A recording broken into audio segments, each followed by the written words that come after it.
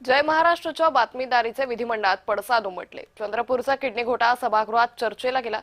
आरोग्य राज्यमंत्री पंकज भोयर यांनी कारवाईचं आश्वासन दिलंय।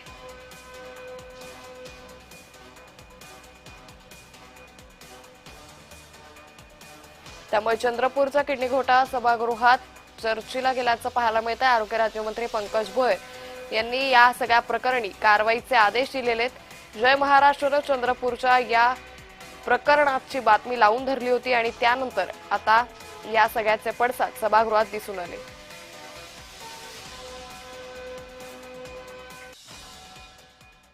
जिल्हाधिकारी साहेबांना सांगितलं, सर्वच जिल्हाधिकारी साहेब कारवाईत पण त्यांची चालू आहे आणि आमच्या जिल्ह्याचे एसपी साहेब खूप तरबडीने हा प्रकरण हँडल करत आहेत सर, आणि मला ते पूर्णपणे न्याय देतील।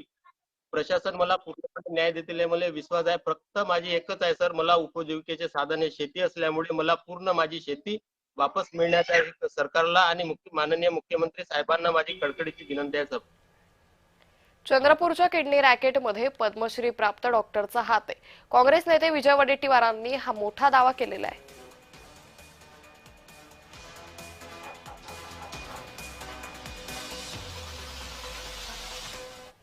पोलीस अधीक्षकांना ही सर्व माहिती देण्याचं काम त्यावेळेस स्टार्टिंगला मी केलं आणि मग ही प्रकरण उघडकीस आलं। बातकोळकर साहेब म्हणजे खूप मोठं प्रकरण आहे। 19 शेतकऱ्यांनी विशेष म्हणजे काय सांगू आपल्याला, तामिळनाडू दिल्ली हे दोनही डॉक्टर, त्या डॉक्टरला तर दिल्लीच्या डॉक्टरला हात लावू शकत नाही, कोणी लावू शकत नाही, कारण त्यांना पद्मश्री पुरस्काराने गौरवला आहे। दिल्लीच्या डॉक्टरला पद्मश्री पुरस्कार दिलाय, कदाचित माहिती नसेल, किती गंभीर विषय आहे।